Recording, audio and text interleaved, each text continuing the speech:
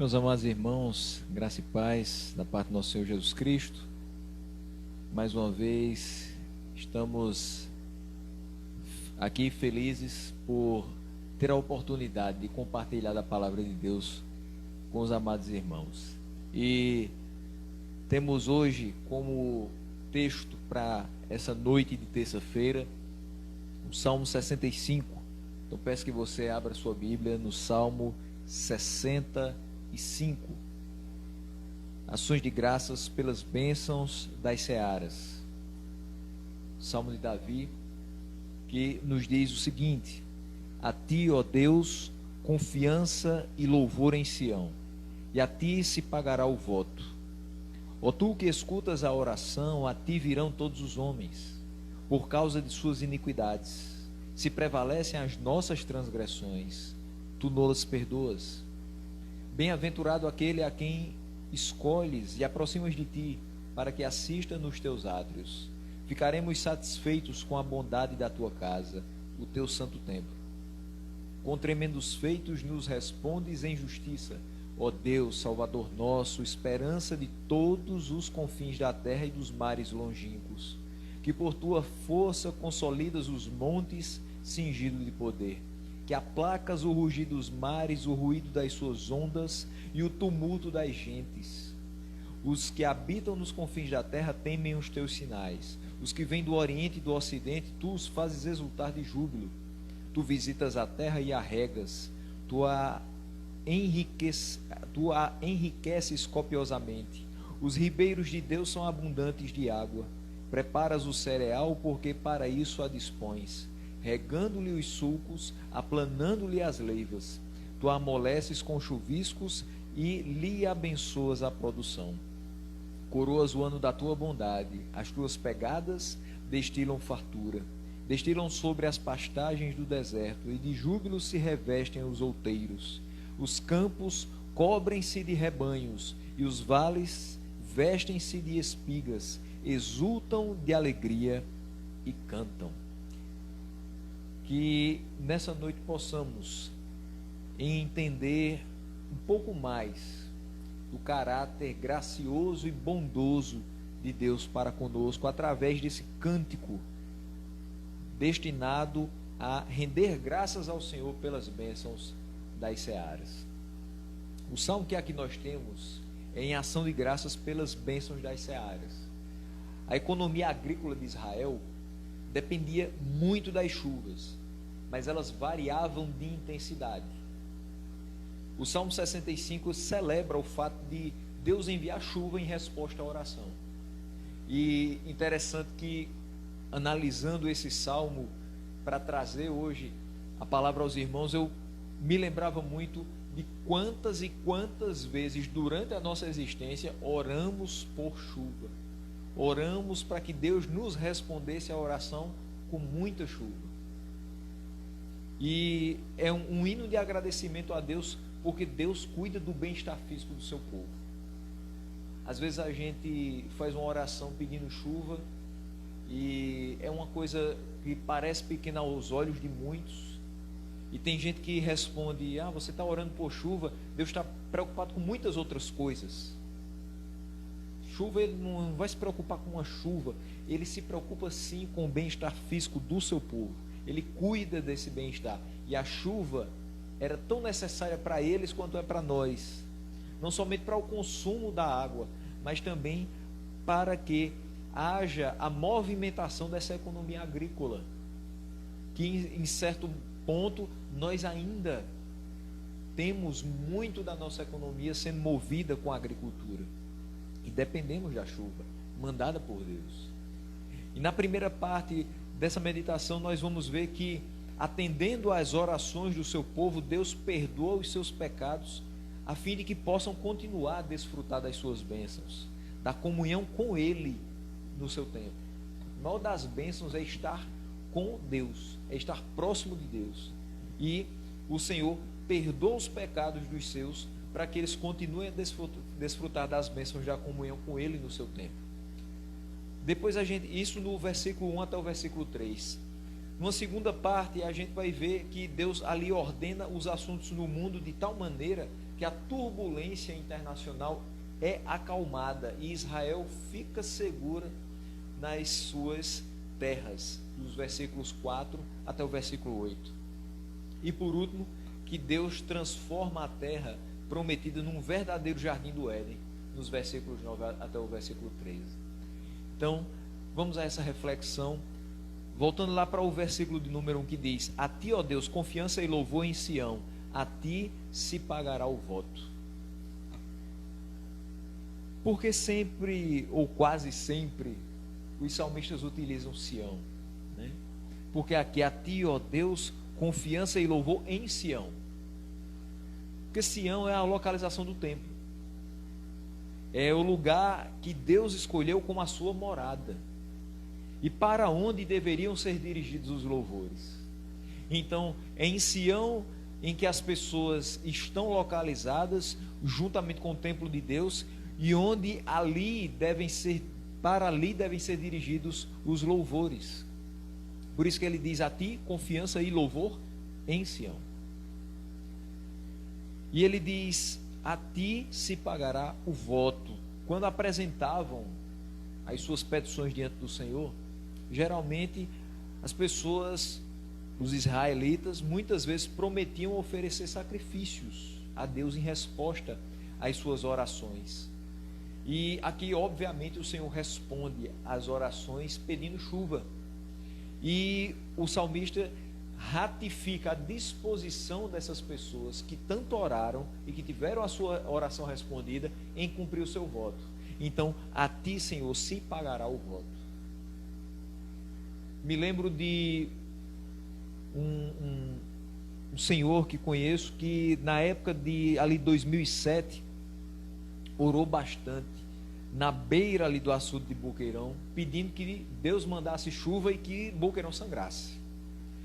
E interessante que se fazem votos, se pensa muita coisa para agradecer a Deus em retribuição àquilo que Ele nos manda. E nós percebemos pessoas que não fazem parte, não compartilham da mesma fé que nós, têm as suas formas de se sacrificar para agradecer a Deus o bem que Ele nos manda. Então, eu me lembro de muita gente dizendo: se for necessário, eu vou a pé daqui para Lagoa Seca, eu vou a pé daqui para Boqueirão, e eu vou me sacrificar para agradecer a Deus se Ele mandar chuva. Ele não pede nada de nós que seja demasiadamente sacrificante, porque Ele não está preocupado com esses tipos de sacrifícios. Mas o sacrifício do nosso coração, o nosso sacrifício de louvor a Ele, isso sim. O nosso dia a dia com Ele, confiando nele, dependendo dEle, isso sim faz a alegria do coração do Senhor. Isso sim, de fato, o alegra e o agrada. Então, as pessoas, quando faziam as suas orações, diziam: Senhor, se assim o Senhor nos conceder, nós nos sacrificaremos. Nós faremos isso e aquilo. Mas quando você faz um voto a Deus, você precisa cumprir. Porque o Senhor é fiel para cumprir com as suas promessas. Nós não podemos falhar também com aquilo que prometemos a Ele. Então, se prometemos alguma coisa a Deus, então devemos fazer como esse povo: a ti se pagará o voto. Você fez, faça na intenção sempre de cumprir, honrando o Deus que já honrou, respondendo a sua oração. E o versículo 2 diz: ó tu que escutas a oração, a ti virão todos os homens. E o versículo 3: por causa das suas iniquidades, se prevalecem as nossas transgressões, tu não-las perdoas. No versículo 2, pegando somente essa expressão: a ti virão todos os homens. Por que virão todos os homens a Deus? Para louvar a Ele como o único que ouve as orações e misericordiosamente as atende. Os homens que nele confiam virão à sua presença. Não é todo mundo que vai à presença de Deus em oração, e obviamente não é todo mundo que vai à presença de Deus em agradecimento à resposta da sua oração. Somente aquele que confia que Deus é o único e verdadeiro Deus, e que Ele também é o único que atende por misericórdia às nossas orações. Não há outra pessoa, não há outro nome pelo qual nós podemos recorrer. Então, no momento em que eles pediam chuva, só poderiam pedir a Deus. Quando Deus manda essa chuva, os homens que sabem que Ele é o único que escuta as orações e as responde, vão até Ele. E aqui eu quero chamar a atenção para duas questões nesse versículo número 2. As pessoas no geral buscam a Deus por achar que podem conseguir nele algum benefício. Mas somente os seus filhos o reconhecem como o único e verdadeiro Deus e o honram dessa maneira, o honram como tal. E uma segunda questão é que muitos buscam as bênçãos de Deus. Nós, que o servimos em amor, buscamos a Ele e a sua justiça, e as suas bênçãos nos são acrescentadas, desde o comer, o vestir, até questões como a colheita, como é o tema do Salmo. A chuva necessária para que houvesse a colheita. Então nós buscamos além das bênçãos de Deus, mas nós servimos e buscamos o Deus que nos promove todas essas bênçãos. E o versículo 3 diz que esses homens vão a Ele por conta das suas iniquidades também, porque sabem que Ele é o único que pode perdoá-las. Então nós vemos aqui nesse versículo 3 uma humilde confissão, quando ele diz: se prevalecem as nossas transgressões. Então, pecados prevalecem contra nós. Nós vamos ao Senhor com orações, com petições, mas nós sabemos que dentro de nós ainda habita uma natureza pecaminosa, que nós não somos dignos de fazer determinadas grandezas no nome do Senhor, porque de fato nós ainda somos pecadores. Nós ainda temos uma inclinação para o mal, e se não for a atuação do Espírito Santo que em nós habita, nós não produziremos bem algum. Por isso ele sabe perfeitamente que por conta das suas iniquidades deve ir ao Senhor e pedir que Ele perdoe os seus pecados, para que não somente o responda misericordiosamente, mas para que ele possa continuar habitando o local de adoração a Deus, sem que os pecados prevaleçam contra ele. Então, quando os pecados prevalecem contra nós, pense comigo nesse momento, quando nós não estamos alertas, quando nós entramos em tentação, pecados prevalecem contra nós. Quando você, geralmente a gente utiliza a expressão, quando você está frio na fé, quando você não está apercebido da palavra de Deus, quando você não tem sido alerta, vigilante, diligente na sua disciplina espiritual, a tentação vem e prevalece contra você, prevalece contra nós. O modo como prevalecem os pecados contra nós é através da nossa corrupção, através da nossa natureza pecaminosa, da negligência dos meios de graça. Quando é que os pecados nos assolam com mais vigor, com mais força? Quando nós negligenciamos a oração, quando nós negligenciamos a leitura da palavra, quando nós negligenciamos o culto público, que agora estamos privados de ter, quando nós negligenciamos a ceia do Senhor, nós somos assolados pelos pecados. Quando nós somos faltos na comunhão, infelizmente os pecados prevalecem contra nós. E o pecado não alivia nem sequer o melhor dos humanos. Davi diz: o pecado prevalece contra mim. Nós precisamos ter cuidado. Mas eis a confiança tranquilizadora do salmista: o pecado é perdoado. Ele diz: se prevalecem as nossas transgressões, tu nolas perdoas. O Senhor nos perdoa. Então o pecado é perdoado, isso nos traz confiança. Por quê? Porque quem perdoa é Deus. O pecado é perdoado pela propiciação que cobre tudo. E o pecado é perdoado de modo efetivo, de uma vez por todas, ele é expurgado.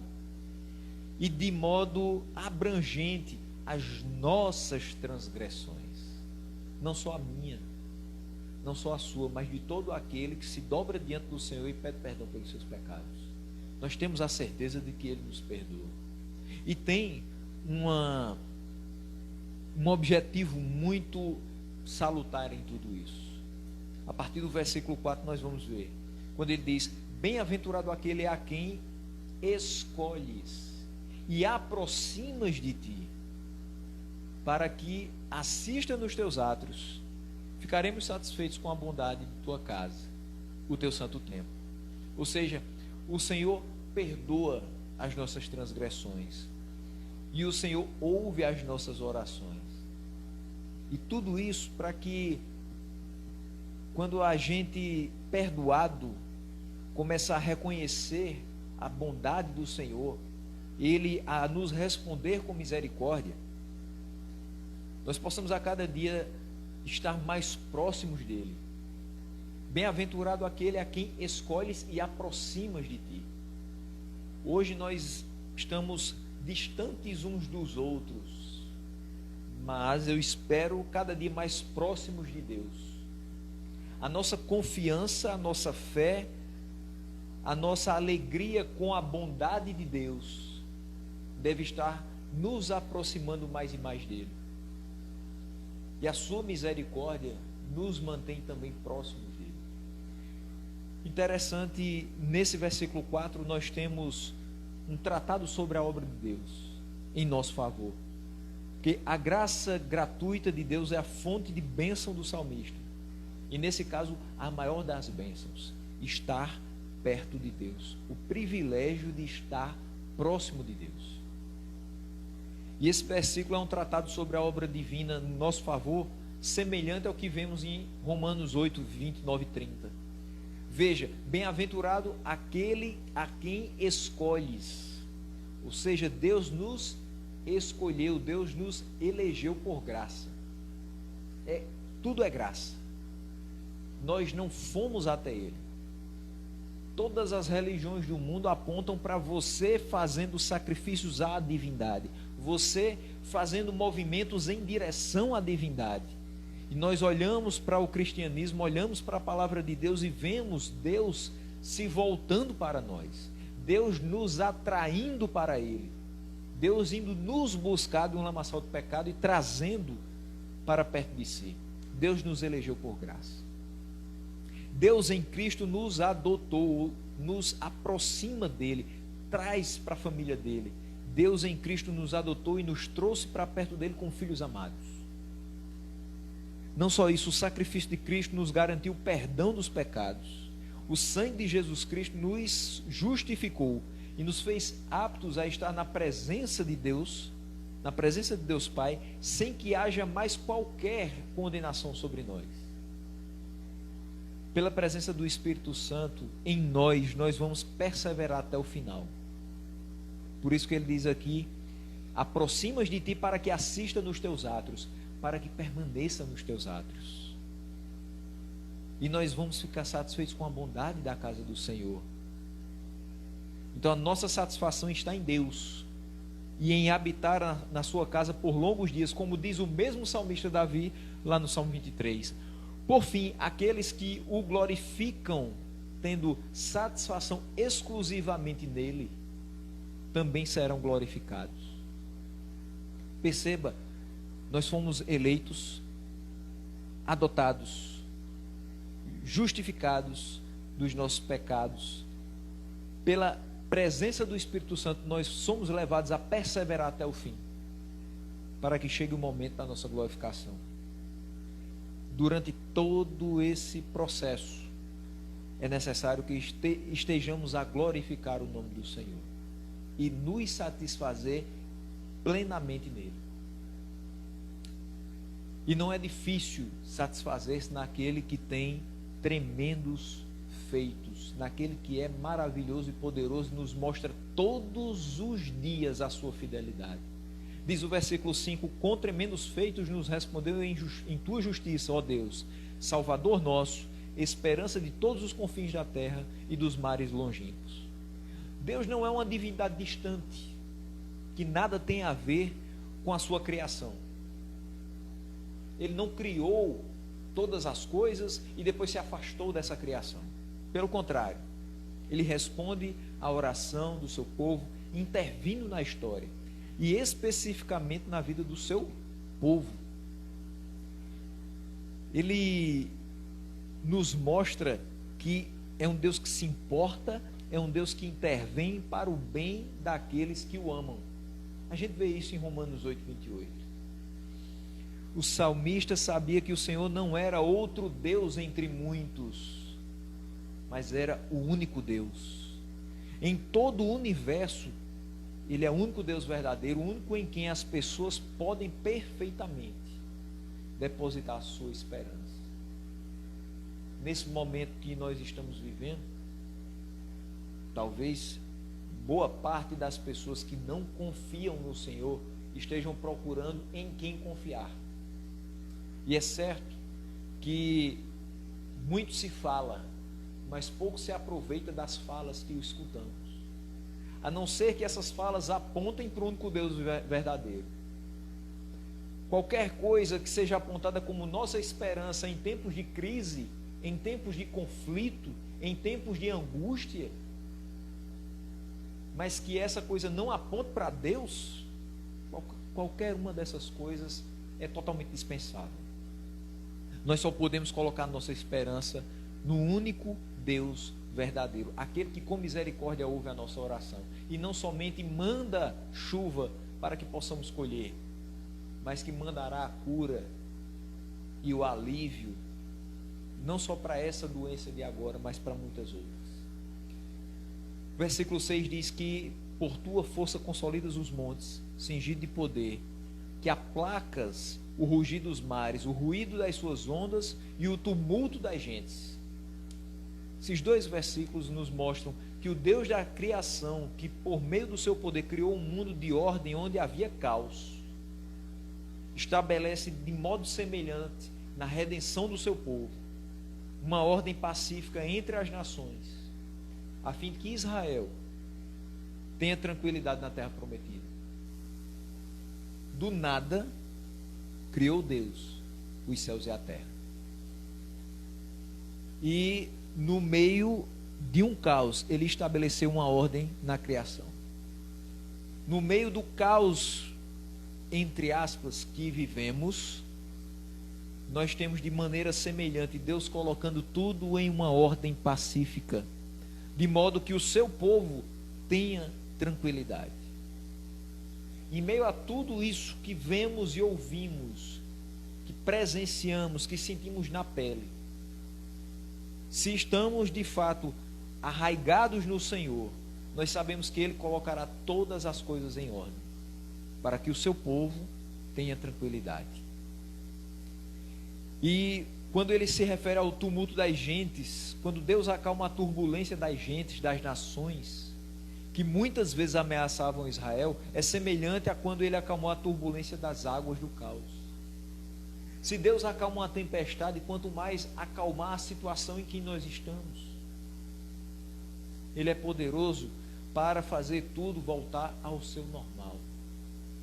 Mas não é o normal aos olhos humanos, mas é o normal que Ele estabelece.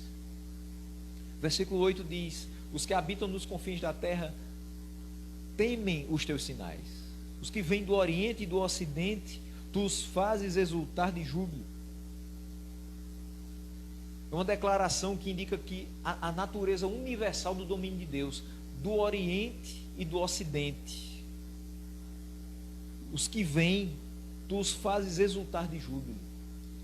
Seja onde for que as pessoas estejam, elas terão vislumbres da graça e da glória de Deus, e Ele os fará exultar de júbilo, vendo os seus maravilhosos sinais. Diz: os que habitam nos confins da terra temem os teus sinais. Minha oração, não somente nessa noite, mas durante todo esse período, é que muitas e muitas pessoas estejam se dobrando diante do Senhor, vendo os seus sinais, temendo os seus sinais. Que elas passem a ter outra visão, mesmo que seja num momento difícil, mesmo que não tenham sido trazidas num momento agradável, num momento de tranquilidade, mesmo que seja esse o momento do encontro de Deus com elas.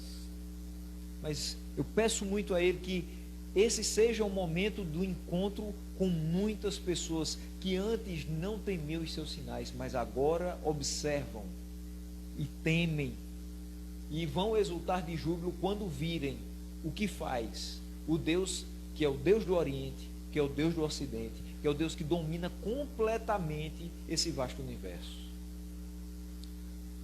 Por mais distante no Ocidente ou no Oriente que o salmista pudesse imaginar, os atos de Deus eram conhecidos e louvados. Aqui em Campina Grande, na Paraíba, os atos de Deus devem ser louvados. No local mais distante da nossa cidade, na face da terra, os feitos de Deus são conhecidos e devem ser louvados da mesma forma. E a partir do versículo 9 é um sermão da safra. Quando ele diz: tu visitas a terra e a regas, tu a enriqueces copiosamente. Os ribeiros de Deus são abundantes de água. Preparas o cereal, porque para isso a dispões. Regando-lhe os sulcos, aplanando-lhe as leivas. Tu a amoleces com chuviscos e lhe abençoas a produção. Coroas o ano da tua bondade. As tuas pegadas destilam fartura. Destilam sobre as pastagens do deserto, e de júbilo se revestem os outeiros. Os campos cobrem-se de rebanhos, e os vales vestem-se de espigas. Exultam de alegria e cantam. Deus mandou a chuva que trazia fertilidade para a terra. Ele abençoou o seu povo com uma colheita abundante. Por isso todos os homens virão à sua presença. Para entender que grande bênção isso significava, pense no texto de 1 Reis 17 a 19. O que é que nós vemos lá? Deus amaldiçoou o seu povo rebelde nos tempos de Elias e retém a chuva. Imagine o que é um tempo razoavelmente grande de seca, de escassez, sem chuvas, automaticamente sem colheita, fome, necessidades, angústia, desespero para alguns. Mas aí você tem um período em que as pessoas oram diante do Senhor, colocando as suas necessidades e dizendo: Senhor, nós somos totalmente dependentes do Senhor. Se o Senhor não mandar chuva, nós não teremos como colher. Então, Senhor, por misericórdia, não por merecimento nosso, mas por misericórdia, manda chuva para que a gente possa colher, para que a gente possa comer, para que a gente possa vender, para que a gente possa viver dignamente. A bondade de Deus é geral, e a gente vê isso no primeira expressão do versículo 9, quando ele diz: visitas a terra e a regas. O Senhor visita a terra na rotação das estações. Há um tempo de plantar, há um tempo de colher, e o Senhor é bondoso para fazer com que o tempo de plantar seja abençoado com dadivosas chuvas, e aí vem o tempo de colher todos os frutos dessa plantação. A grandeza dos recursos de Deus está lá no versículo de número 9 também, quando ele diz: os ribeiros de Deus são abundantes de água. O rio de Deus, que está cheio d'água, não é como o ribeirão de Elias, que secou. A variedade das benfeitorias de Deus. Veja que no versículo 13 ele diz: os campos cobrem-se de rebanhos e os vales vestem-se de espigas. Você tem nos campos os animais a pastar. Você tem o milho, os vales vestem-se de espigas. E você tem água. Quando ele diz: os ribeiros de Deus são abundantes de água. O Senhor abençoa o aparecer de cada uma dessas coisas. E por fim, nós temos a perpetuidade das obras de Deus. das suas benesses. A bondade do Senhor é farta. Ele diz: coroas o ano da tua bondade, as tuas pegadas destilam fartura. Em Deus nós temos sim fartura, e não é somente por um período de tempo, mas a bondade do Senhor é duradoura, é eterna para conosco. Estamos certamente alegres, porque na nossa mesa nada falta. Estamos certamente alegres, porque oramos durante muitos e muitos anos para que o nosso manancial de água estivesse melhor abastecido, para que a gente não passasse por mais outros racionamentos. E hoje, o açude de Boqueirão já tem mais de 60% de sua capacidade. O povo de Campina Grande e região deve olhar para esse Salmo 65 e dizer: a ti, ó Deus, confiança e louvor. Nós confiamos no Senhor, nós oramos ao Senhor, e no momento em que tanta coisa está dando errado, a gente tem um motivo de gratidão a Deus. Os nossos ribeiros de água estão cheios, porque os ribeiros de água de Deus são abundantes, diferente do ribeirão de Elias que secou. Nós não confiamos no homem, nós confiamos em Deus. O nosso louvor também não vai para os homens, o nosso louvor é sempre dedicado a Deus. Graças a Ele por estar fazendo muito mais do que nós merecemos, e trazendo coisas à nossa vida e realidades aos nossos olhos, que nos façam esquecer um pouquinho daquela palavra que a gente já não aguenta mais escutar, coronavírus, mas que você possa se alegrar com as bênçãos que Deus lhe dá todos os dias, alimentos, a água que nós utilizamos, a saúde que Ele está lhe provendo, a paz que reina dentro da sua casa, mais tempo de vida que Ele lhe acrescenta. Tudo isso é motivo de agradecimento a Deus, e tudo isso deve tirar os nossos olhos de uma pandemia cruel e colocar os nossos olhos para um Deus totalmente bom e totalmente poderoso. Que assim a gente possa continuar louvando o Senhor, que em todos os confins da terra tem o seu nome conhecido e deve ter o seu nome louvado e glorificado para sempre.